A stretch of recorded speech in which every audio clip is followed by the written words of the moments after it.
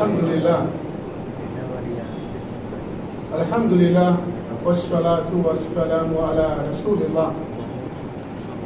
Rabbi shrah li sadri wa yassir li amri wahlul 'uqdatan min lisani yafqahu qawli. Allahumma inni as'aluka ilman nafi'an wa rizqan tayyiban wa 'amalan mutaqabbalan. Ya muqallibal qulub, shabbih qalbi ala dinik. Ya musarrifal qulub, sarrif qalbi ala ta'atik. Allahumma arinal haqqa haqqan warzuqna ittiba'ahu wa arinal batila batilan warzuqna ijtinabahu. Amma ba'd. মসজিদ সিদ্দিক আয়োজিত এবং আইআরডিসির তত্ত্বাবধানে ইসলামের মৌলিক জ্ঞান বিষয়ক আমাদের এই ধারাবাহিক যে মাল্টিমিডিয়া স্লাইড শো চলছে, সেখানে আমি আপনাদের স্বাগতম জানাচ্ছি। আহলান ওয়া সাহলান। আমি জানি আপনারা বসেছেন কিছু দিনই এলেন শিক্ষা লাভ করার জন্য। আল্লাহ যেন আমাদের উপকারী জ্ঞান দানের তৌফিক দান করেন, আমিন ইয়া রব। এবং সেই সাথে আমি আপনি নিয়ত করি যে কোনো দিনই অনুষ্ঠানে, কোনো দিনই মাহফিলে, হতে পারে এটা জুমার সালাত, খুতবা, এই নিয়ত যেন করি, আমি আমার জন্য করি, আল্লাহ যেন তৌফিক দান করেন আমাকে। আমি আপনার জন্য এই আহ্বান জানাচ্ছি যে নিয়তটা থাকবে এরকম। আমি জানি নিয়তটা করেন অনেকেই, এবং মনে করিয়ে দিচ্ছি অ্যাজ এ রিমাইন্ডার হিসাবে যে আল্লাহ এই দিনই অনুষ্ঠান থেকে আমাকে উপকারী কিছু জ্ঞান দান করো, যেন যখন আমি বেরোবো এই দরজা দিয়ে আজকের এই 15-20 মিনিট আধা ঘন্টা পরে এটা শেষ হবে, যেন অ্যাটলিস্ট আমি কিছু জেনে বেরোতে পারি যে আমাকে উপকার করবে, অন্যকে উপকার করতে সহযোগিতা করবে। এই নিয়ত রাখেন, বিশ্বাস করেন নিয়তের করে আপনি বর্তমান পাবেন। শুরুতেই আমরা নিয়তটা করে নিই এবং ভালো কিছু শিখবো, এবং আশা করা যায় এতে করে আমার কিছু বিভ্রান্তি, কিছু বলবো হয়তো বা যে আমি সত্য বলে জানতাম, যা অজানা ছিল, যেটা হয়তো আমার জানার একটা সুযোগ হবে। এই আহ্বান দিয়ে আমি শুরু করতে চাচ্ছি আজকের তথ্যচিত্র ইসলামী জ্ঞানের দ্বিতীয় পর্ব। এর আগে আমরা করেছি শব্দার্থ ইসলামী জ্ঞান, আজকে হচ্ছে তথ্যচিত্র ইসলামী জ্ঞানের দ্বিতীয়। গত সপ্তাহের প্রোগ্রামটা ছিল আমাদের মসজিদ আল আকসার উপরে। আজকের বিষয় হচ্ছে বাইতুল্লাহ, আল্লাহর ঘর, কাবা, মক্কার যে বাইতুল্লাহ আছে, সেই বাইতুল্লাহর উপরে আজকের তথ্যচিত্র এবং কিছু ভিডিও চিত্র থাকবে ইনশাআল্লাহ তাআলা। কেন এটা ডিসপ্লে করছি আমরা? এই জন্য, এই নিয়তে যে ইসলাম এবং ইসলামের ইতিহাসে আমরা এই পর্বের মাধ্যমে কিছু গুরুত্বপূর্ণ স্থাপনার ছবি, তথ্যচিত্র উপস্থাপন করব, এবং এর পাশাপাশি এই স্থাপনা সম্পর্কিত, এই নিদর্শন সম্পর্কিত কিছু জানা অজানা তথ্যের উপস্থাপন করব, যেন আমাদের জানার সুযোগ সৃষ্টি হয়, আগ্রহ সৃষ্টি হয়, এবং যার সূত্র ধরে আশা করা যায় আমরা আরো জানতে আগ্রহী হব।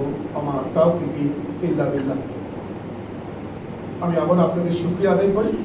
আমি শুরু করছি আজকে তথ্যচিত্র ইসলামী জ্ঞানের দ্বিতীয় পর্ব, বাইতুল্লাহ মুসাল্লা। চলুন সরাসরি দেখাই বর্তমানে বাইতুল্লাহ চিত্র। ঠিক এই সালে, করোনার সালের বাইতুল্লাহ চিত্রটা কীরকম আমরা দেখে থাকি আমাদের লাইভ মক্কার টিভি চ্যানেলে। বাইতুল্লাহ বর্তমানে, তাই না, ফাঁকা। এখন খুলে দিয়েছে আলহামদুলিল্লাহ। এখন আর সোশ্যাল ডিস্টেন্সটা নেই, এখন কাঁধে কাঁধ, পায়ে পা থেকে সালাত আদায় হচ্ছে। এখানে সোশ্যাল ডিস্টেন্সের সে রেস্ট্রিকশনটা এখন আর নাই। সুবহানাল্লাহ, কত বিশাল খোলা জায়গা। এটা করোনাকালীন সময় আপনারা জানেন যে দাগ দেওয়া ছিল, এবং হাজিরা যারা তোয়াফ করতেন, যারা ওমরা করতে যেতেন, যারা তোয়াফ করতেন, তারা একটা ডিস্টেন্স রেখে তোয়াফ করতেন। খুব রেস্ট্রিকশন ছিল, এবং সিলেক্টেড পারসন ছাড়া সেখানে যাওয়ার অনুমতি ছিল না।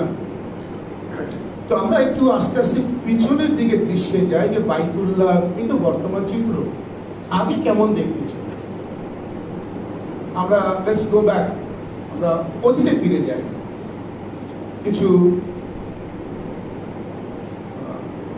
বিল্ডিং এর ছবি দেখানো কিন্তু যেটা এখন আর দেখা যাচ্ছে, এখন আর নাই। কি ছিল সেটা, এটা 2015 সালে এক্সপানশন করার জন্য ওরা এরকম স্টেয়ার বা উপরে লেভেল 1 লেভেল 2 এরকম করা ছিল। আপনি দেখেছেন 2014 সালে 15 সালের দিকে, এখন নাই, এটা ভেঙে ফেলা হয়েছে। এটা 1980 সালে আমাদের গার্জিয়ান যারা, তারা এই সালের দিকে অনেকে হজ করেছেন, আমাদের পিতামাতা যারা আছে। তার আগের আরেকটা ছবি 1960 সালে। দেখেন 1980 সালের আশেপাশে তেমন কিছু নাই। যদি আরো চলে যাই 20 বছর পেছনে, 1960 সালে একটা তরুণ দেখা যাচ্ছে এবং একটা ছাউনির মতো, হাজরা আসদের একটা ছাউনির একটা তরুণ, কোনো সাহেবা তরুণ বলে। আরেকটু পেছনে ফিরে যাই আমরা, আরো অনেক পেছনে ফটোগ্রাফ আছে। ফটোগ্রাফ ব্রিটিশরা চালু করে প্রথম যে ফটোগ্রাফ 1850s এর দিকে। তো আমরা দেখি কত পিছনে যাওয়া যায় ফটোগ্রাফের মাধ্যমে, কালেকশনের মাধ্যমে। এটা 1950 সাল। দেখা যাচ্ছে যে ছাউনির মতো দুতলা ঘর, এটা আরেকটা বিল্ডিং, দেখে মনে হয় মসজিদ মনে হয়, আসলে এটা হচ্ছে জমজম কূপের উপরে স্থাপিত একটা বিল্ডিং। আমরা আরো পিছনে চলে যাই, 1880 বছর। কত বছর আগে? 140 বছর, তাই না?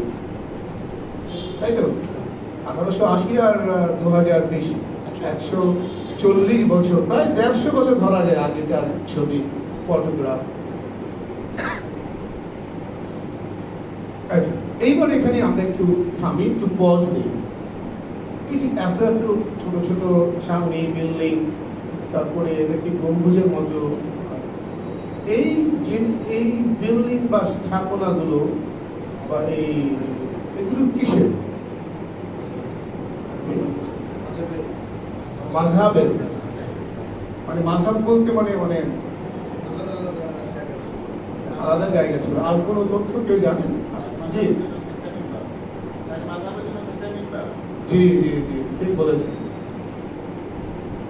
মাযহাবী কোন্দল এত বেড়ে গেছিল যে হানাফি ছেলের সাথে শাফির মেয়ের বিয়ে হতো না, শাফি মেয়ের সাথে হানাফি ছেলের বিয়ে হতো না, মারামারি খুনাখুনি পর্যন্ত হয়েছে।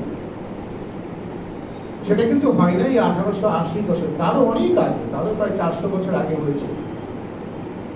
সুলতান বরকেশী, বরকেশী সম্ভবত নাম মনে আসছে, উনি উনার 850 খ্রিস্টের দিকে, উনি উনার খিলাফতের সময় এই মাযহাবী কোন্দল কমানোর জন্য মক্কার নামাজকে 4 ভাগে ভাগ করা হয়েছিল। মানে 4টা মাযহাব অনুযায়ী সালাত আদায় হতো একই ওয়াক্তের 4 বার, এবং সেই ইমাম কোথায় দাঁড়াবে? কাবার আশেপাশে, বাইতুল্লাহর আশেপাশে। সেই জন্য এই 4টা, দেখেন এই 4টা, একটা হচ্ছে যে এখানে জমজম কূপের উপরে যে বিল্ডিং, যেটা এর উপরে ছাদে একটা ছাউনি করে এখানে শাফি ইমাম, শাফি মাযহাবের যিনি ইমাম, যিনি নামাজের লিড দেবেন, উনি দাঁড়াতেন। এটার এখানে আরেকটা আছে, এটা হচ্ছে হাম্বলি মাযহাব যারা ফলো করে সেই ইমাম দাঁড়াতেন, তার পেছনে দাঁড়াতো হাম্বলি মাযহাব অনুসারীরা।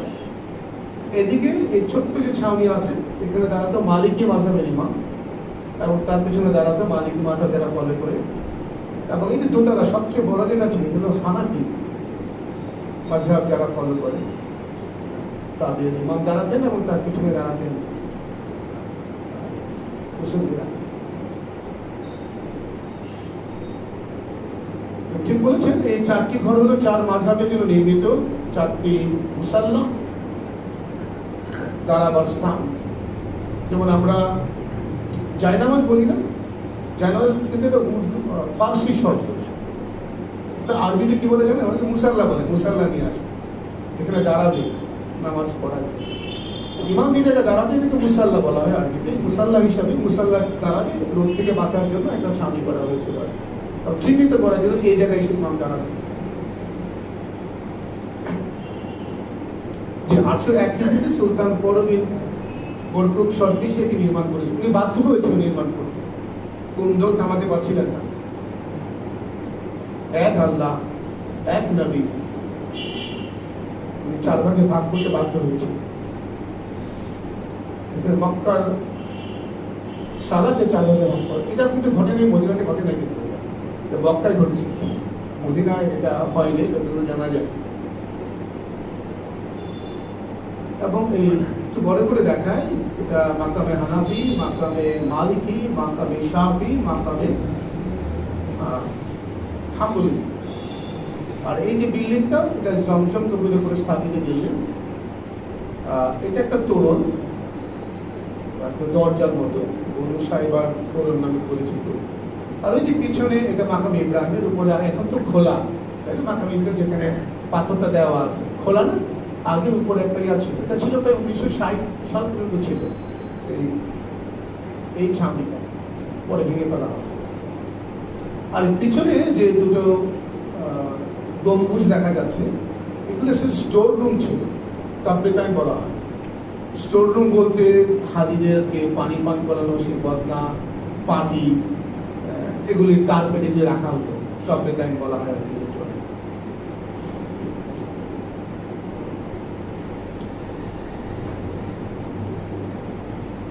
বই থেকে নেওয়া, এক ইংরেজ, উনি ইসলামী দীক্ষিত হয়েছিলেন, ওনার ট্রাভেল বুক থেকে টাইমগুলো নেওয়া, কখনকার নামাজ সালাত আদায় করা হতো।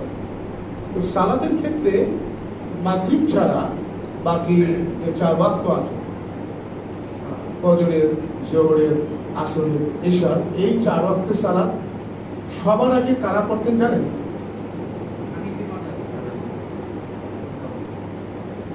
সবার আগে একেবারে ওয়াক্তের শুরুতে না, শাফি, জি, প্রথমে শাফি মাযহাবের অনুসারীরা নামাজ সালাত আদায় করতেন, ইমাম দাঁড়াতেন এই ছাদের উপরে, এই বিল্ডিং এর দোতলা ছাদ আছে, ওখানে ইমাম দাঁড়াতেন, তার পিছনে কিছু মুসল্লি আর নিচে মুসল্লিরা দাঁড়াতেন। যখন ওদের সালাত শেষ হয়ে যেত, তারপরে কারা শুরু করতেন আন্দাজ করেন তো? মালিক। তারপরে দাঁড়াতেন সরি আপনি ঠিকই বলেছেন, হাম্বলি মাযহাবের ওরা দাঁড়াতেন, তারপরে দাঁড়াতেন মালিকি, এবং সব শেষে দাঁড়াতেন, ওয়াক্তের শেষে পড়তেন হানাফি মাযহাবের অনুসারী। এবং এইটা করার কারণে কোন্দল হতে থামছে, কিন্তু আরো বড় ক্ষতি হয়েছে। যারা হজ করতে যেতেন ওয়াক্তের সালাত আদায়, তারা ঠিক কনফিউজ হতেন, আমি কোথায় দাঁড়াবো, কোন জায়গায়, খুবই কনফিউশন ছিল একটা। এবং যে ধারণা ছিল না অনেকেরই, সেখানে গিয়ে দেখতেন যে ইসলামকে 4 ভাগে ভাগ করা হয়েছে। এটা চলে প্রায় 500 বছর, সে 801 খ্রিস্টাব্দ থেকে শুরু করে 1925 সাল পর্যন্ত এই 4 ভাগে ভাগ হয়ে নামাজ পড়ার প্রথা চালু থাকে। এবং 1925 সালের দিকে তৎকালীন সৌদি আরবের শাসক ছিলেন আব্দুল আজিজ রাহমাহুল্লাহ, উনি উনার তত্ত্বাবধানে এই একই ওয়াক্তের সালাতকে 4 ভাগে ভাগ করার নিয়ম নির্ধারিত করেন, এবং উনি চালু করেন এক ইমামের পিছনে 5 ওয়াক্ত সালাত আদায় করেন। তো মাগরিবের সালাতটা যখন পড়তেন, তখন একটাই, যেহেতু সময় কম, 4 ভাগে ভাগ করলে এশার ওয়াক্ত শুরু হয়ে যাবে, এই জন্য মাগরিবের সালাতটা তৎকালীন সময়ে যখন এই ফিতনাটা ছিল, তখন একটাই সালাত, মানে একটাই জামাত হতো।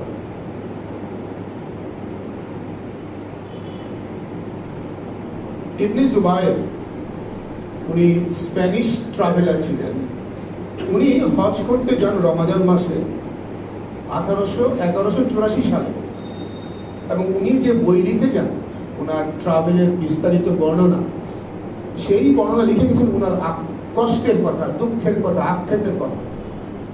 এটা কেওয়াজ একটা, এখন কারা পড়বে, এরপরে কারা পড়বে, এবং মুসলিম যারা এটা জানতেন না ওরা গিয়ে দেখ, তখন তো এতটা ইন্টারনেট কিন্তু চিঠিপত্রে এতটা প্রচলন ছিল না, খুব কনফিউজ হয়ে পড়তেন এবং যেতেন এই ডাকে লাব্বাইক আল্লাহুম্মা লাব্বাইক লা শারীকা লাক লাব্বাইক, তাওহীদে ডাকে যেতেন, গিয়ে দেখতেন এখানে সালাতকে ভাগ করা হয়েছে চার ভাগে। এটা উনি লিখে দিয়েছেন ওনার ট্রাভেল ডায়েরিতে। এটা এই বিংশ শতাব্দীর মানে 1925-এর পরের সালের কোন এক সময়ের ছবি। সালাত আদায় হচ্ছে, একটাই সালাত আদায় হচ্ছে, কিন্তু তারপর যেহেতু অভ্যাস হয়ে গিয়েছিল হয়তোবা আলাদাভাবে ভাগ হয়ে, দেখেন সালাতে কিন্তু এই গ্রুপ হয়ে, এই ছানিটা কাদের ছিল মনে করতে পারে, এটা কাদের ছিল? দোতলাটা হানাফি, মাকামে হানাফি না, এটা হলো শাফি, এটা হাম্বলি, আর এটা মালিকি। দেখেন এখানে মাঝখানে কিন্তু ফাঁকা জায়গা, ফাঁকা জায়গা। তো এটা ধরে নেওয়া যেতে পারে যেহেতু অভ্যাস হয়ে গিয়েছিল, একবারে তো বন্ধ হবে না, একই ওয়াক্তে যেহেতু হচ্ছে, তবুও হয়তো তারা ওদের যে যার মাযহাবের অনুষ্ঠান যেখানে ছিল মুসাদ সেখানে গিয়ে জড়ো হয়ে সালাত আদায় করতেন। এই ছবিটা দেখে তাই মনে হচ্ছে আল্লাহ আলম, আল্লাহ ভালো জানেন। এখানে দেখেন সম্ভবত আসরের সালাত, আপনি ছায়া দেখে মনে হয় আসরের সালাত হবে এটা। এখানে আসরের সালাত দেখেন এই বিভিন্ন এই মাকামে, এখানে কিন্তু মুসল্লি নাই, এখানে মুসল্লি নাই, এখানে জড়ো হয়ে আছে বেশি মুসল্লি। এইটা চলছিল একই ওয়াক্তে নিয়ে আসার পরেও একটা অভ্যাস দূর হতে একটু সময় লাগে, হয়তো ওই সময়কার মানে ট্রানজিশন পিরিয়ডের একটা ছবি হয়তো। এটা এখানে আরেকটা কারণে করা হয়েছিল যে মাসআলা জানার জন্য, ফিকহি মাসআলা জানার জন্য।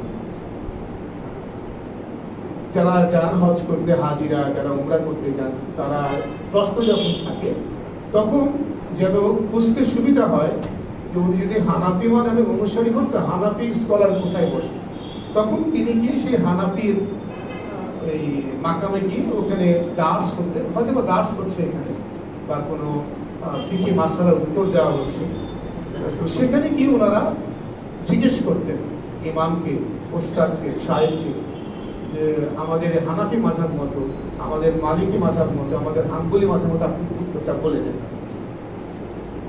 এটা এই দাস এটাও পাওয়া যায় এখানে, দাস হতো ফিকহি মাসআলার সেশন হতো সেখানে।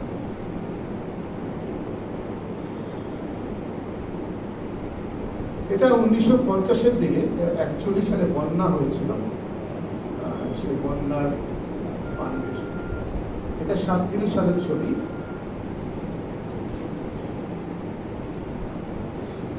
জুমার সালাত সম্ভবত প্যানারোমিক আরেকটা ছবি।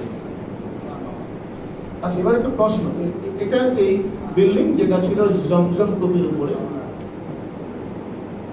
1947 সালের ছবি। একটা প্রশ্ন, প্রশ্নটা আমি, আপনারা হাত তুলবেন দয়া করে যদি কিছু মনে না করেন, তারপরে আমি সিলেক্ট করবো কে উত্তর দিলেন। প্রশ্ন আপনাদের সামনে যে এই জমজম কূপের সৃষ্টি কিভাবে হয়েছে। আমি দুটো অপশনস দিচ্ছি আপনাদের। ক হচ্ছে শিশু ইসমাইল আলাইহিস সালামের পায়ের আঘাতে তৃষ্ণায় ছটফট করছেন, হাত পা ছুটছেন, সে পায়ের আঘাতে মাটি পড়ে পানির ফোয়ারা বের হলো, এটা নাকি খ জিবরাইল আলাইহিস সালামের ডানার বা খুরের বা আঘাত।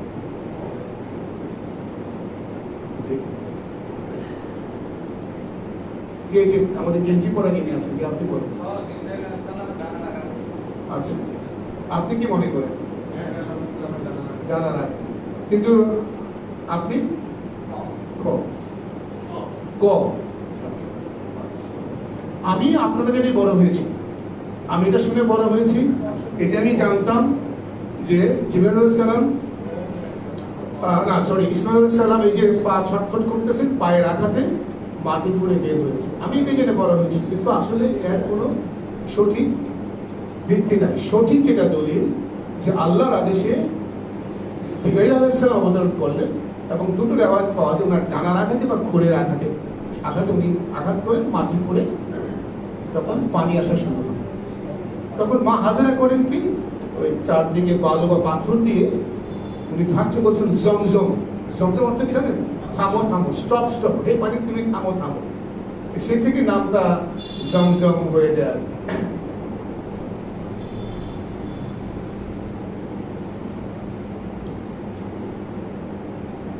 ইবনে আব্বাস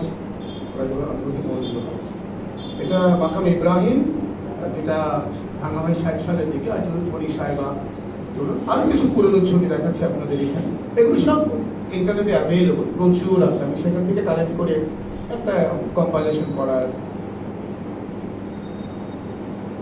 এবং তখন দেখেন কত মানুষ অল্প ছিল, হাজিরা চাইলে প্রাণ ভরে অনেকক্ষণ ধরে হয়তো আসওয়াদে চুমু খেতে পারতেন, এমনকি তারা কাবার অভ্যন্তরে যেতে পারতেন।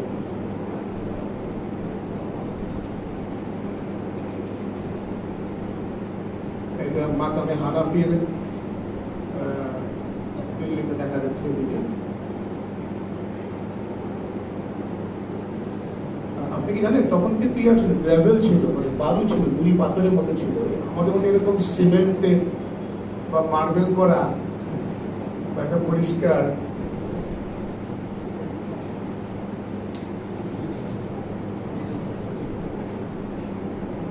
এটা কাদের মুসাল্লা ছিল?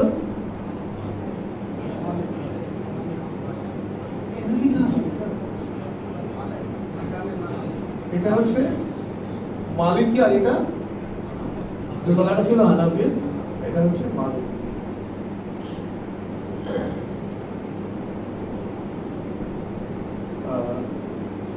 এখানে দাঁড়িয়ে খুতবা দেওয়া হতো এবং কোনো অ্যালার্ম থাকলে, কোনো অ্যানাউন্সমেন্ট থাকলে সেখানে উঠে সেটা অ্যানাউন্সমেন্ট করা হতো।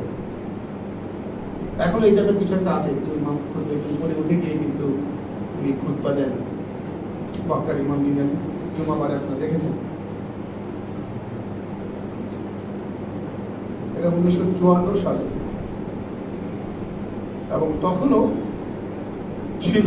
দেখেন পিছনে দেখা যাচ্ছে সম্ভবত মালিকি, মাকামে মালিকি বা মালিকির মুসাল্লার একটা অংশ দেখা যাচ্ছে। আর বাদিকে হইতেছে এটা কোনটা বলতে পারেন?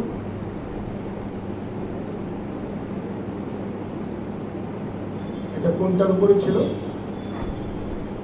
মাকামে ইব্রাহিম, এটার উপরে ছিল। আরো কিছু ছবি।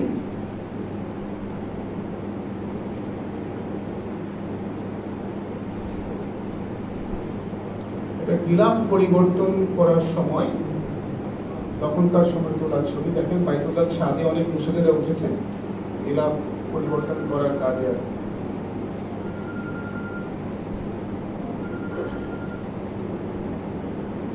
এটা 1950-এর দশক।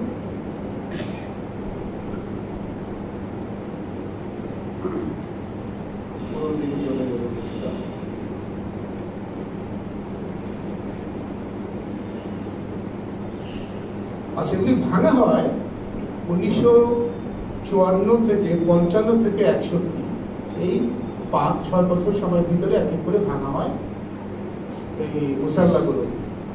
এমনকি এটা ছিল জমজম কপির উপরে সেই বিল্ডিংটা, দোতলা বিল্ডিং, সেটাও ভাঙা হয় পর্যায়ক্রমে। আচ্ছা, কেন ভাঙা হয়? কি মনে হয় কেন ভাঙা হয়?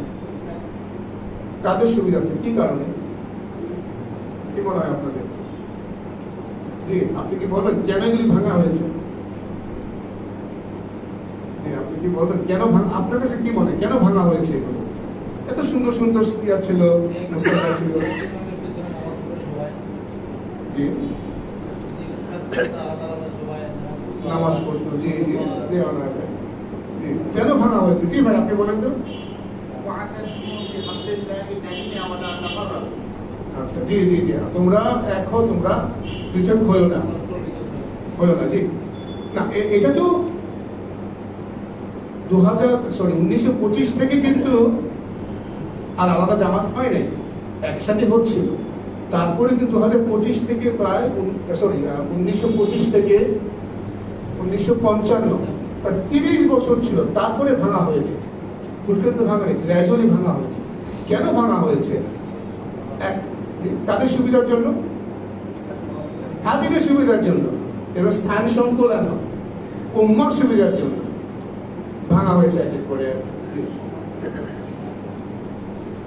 এটা এই বর্তমান যে বাদশাহ সালমান, তার বাবা আব্দুল আজিজ রাহিমাহুল্লাহ, উনি হজ যেদিন করছিলেন তখনকার সময় তোলা একটা ভিডিও।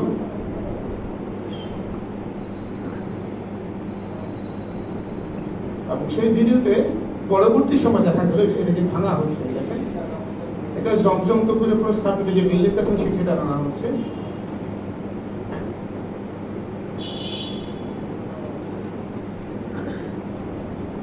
এবং মাতাফের জায়গা সম্প্রসারণ করার জন্য মূলত ভাঙা হয় উম্মার সুবিধার্থে।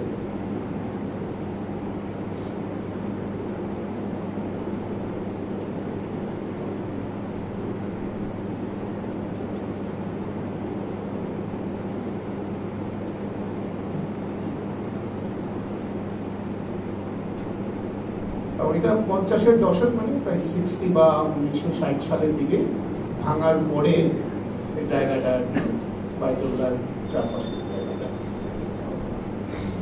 তো বর্তমান সময়ের ছবি, এক জামাতে এক ইমামের পিছনে সালাত আদায় করা। সুবহানাল্লাহ, কি সুন্দর দৃশ্য দেখেন। ইমাম সুদাইস হাফিজাহুল্লাহ সালাত দিচ্ছেন, এই যে এখানে দাঁড়িয়ে আছেন এবং ওনার পিছনে একটা জামাতে সবাই কি মানে নয়নাভিরাম, মানে আইসুদি, চোখে আরামদায়ক দৃশ্য। সুবহানাল্লাহ, সম্ভবত এই ড্রোন দিয়ে তোলা ছবি, ভিডিও একটা।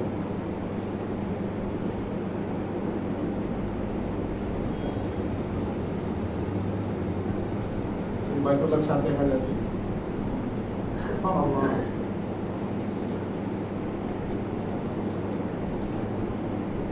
কি সুন্দর দেখতে।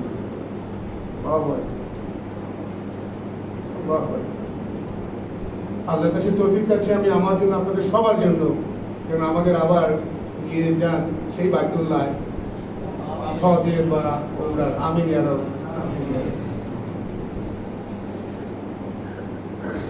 আচ্ছা, এই প্রশ্নটা করা হয়েছে ইতিমধ্যে যে কেন ভাঙা হয়েছে? কাদের সুবিধার্থে?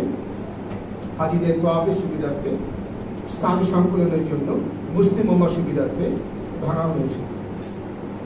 আরেকটি প্রশ্ন, সেটা হচ্ছে যে বিভিন্ন মাযহাবে বিভক্ত হয়ে সালাত আদায়ের এই নিয়ম নীতি যে কথা ছিল, বেদাত ছিল, বাদ দিয়ে এক জামাতে এক ইমামের পিছনে সালাত আদায়ের প্রচেষ্টা শুরু হয় 1925 সাল থেকে।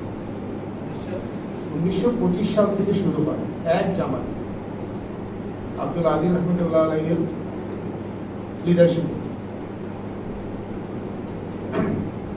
প্রশ্ন হচ্ছে যে এই যে প্রচেষ্টা, সংস্কার হয়েছে, বেদাতকে বাদ দিয়ে সুন্নাহকে পুনর্স্থাপন করা হয়েছে, এটা কি আব্দুল আজিজ রহমতুল্লাহ আলাইহি উনি কার প্ররোচনা থেকে উনি এটা করেছেন? তার পিছনে কার অবদান ছিল বেশি? জি, মুহাম্মদ আব্দুল ওয়াহাব। উনি কিন্তু তখন উনি মারা গিয়েছেন। উনি আজকে থেকে 200-250 বছর আগে ছিলেন আরবে। এবং আমি আগামী ইনশাআল্লাহ আগামী বৃহস্পতিবার আমি আরেকটি পর্ব আমরা করবো মসজিদের পক্ষ থেকে, সেখানে দেখাবো যে কি ভয়াবহ ছিল শিরক আর বিদআতের চিহ্ন। এটা আব্দুল ওয়াহাব, মুহাম্মদ আব্দুল ওয়াহাব রহমতুল্লাহ আলাইহি, ওনার প্রচেষ্টায় সেগুলি সব দূর হয়েছে। ওনার দ্বারা অনুপ্রাণিত হয়ে ওনার যে সংস্কার কার্যক্রম, তারই ধারাবাহিকতায় এই সৌদি শাসকরা এই কাজটা করে। কাজটা কি ভালো ছিল নাকি খারাপ ছিল? ভালো ছিল। অথচ অনেকে ইতিহাস জানে না, না জেনে মোহাম্মদ আব্দুল ওয়াহাবের একটা গালি হিসেবে অনেকে ব্যবহার করে। আল্লাহ যেন শরীরটা জানার জন্য তৌফিক দান করেন। আমিন ইয়া রাব্ব।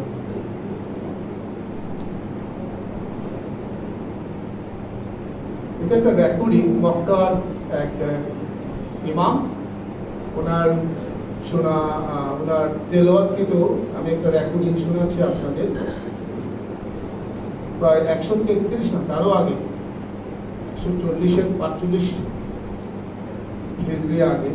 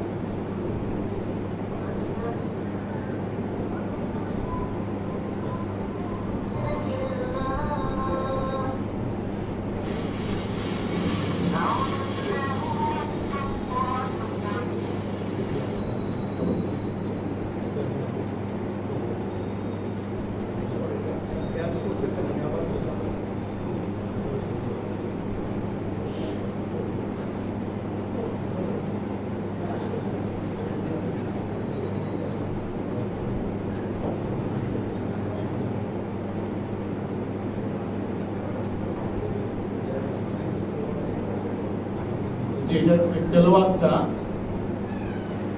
সেটা দোয়ার তেলাওয়াত।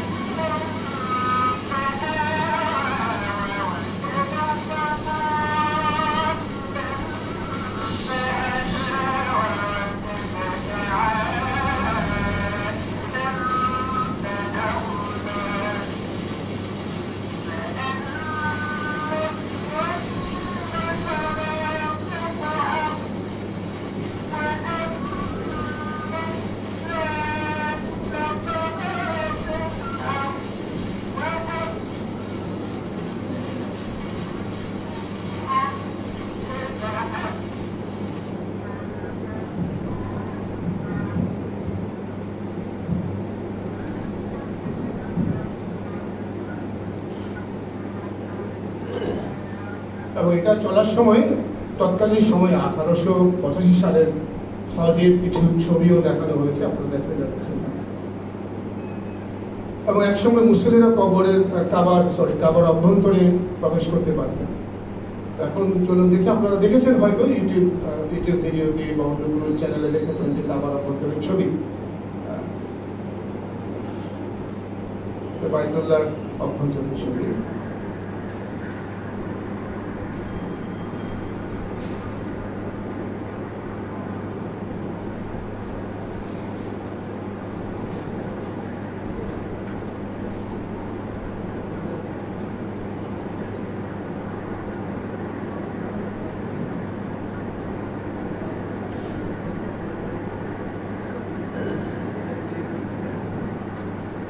উনি যে জায়গায় সালাত আদায় করতেন ঠিক এই জায়গাটায় রাসূল সাল্লাল্লাহু আলাইহি ওয়াসাল্লাম দাঁড়িয়ে সালাত আদায় করতেন, চিহ্ন দেওয়া আছে, আমি দেখাচ্ছি ছবিটা।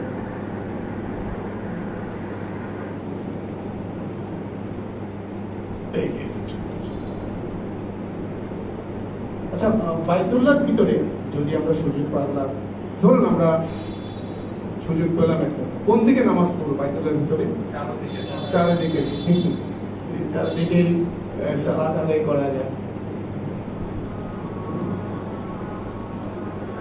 দেখেন ওনারা ডান দিকে, ওনারা সামনের দিকে, চারদিকে সালাত আদায় করছে।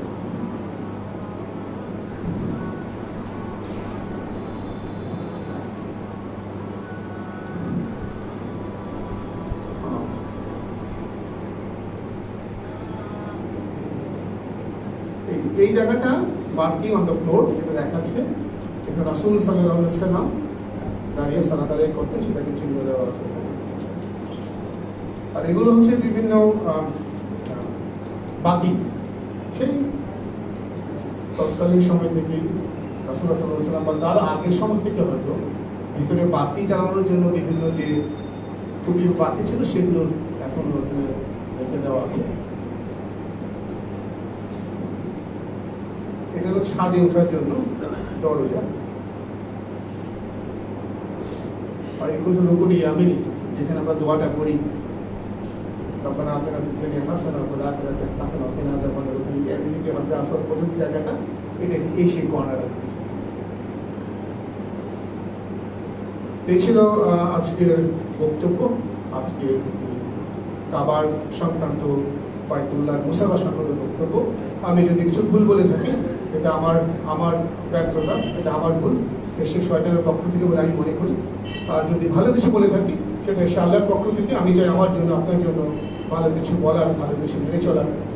আর আপনাদের কোনো পরামর্শ থাকলে আমাদের IRDC-কে জানাবেন, আমাদের জানাবেন, যেন আরও ভালোভাবে এটাকে আমরা কম্পাইলেশন করতে পারি। তো এই বলে আমি শেষ করছি। আজকে আমাদের আগামী বৃহস্পতিবার ইনশাআল্লাহ তাআলা মক্কা মদিনার শহরের পুরনো কিছু বিল্ডিংয়ের ছবি আমি দেখাবো ইনশাআল্লাহ তাআলা। তো আমরা বৈঠক সমাপ্তির দোয়াটা করে শেষ করছি। সুবহানাকা আল্লাহুম্মা ওয়া বিহামদিকা আশহাদু আল্লা ইলাহা ইল্লা আনতা আস্তাগফিরুকা ওয়া আতুবু ইলাইক।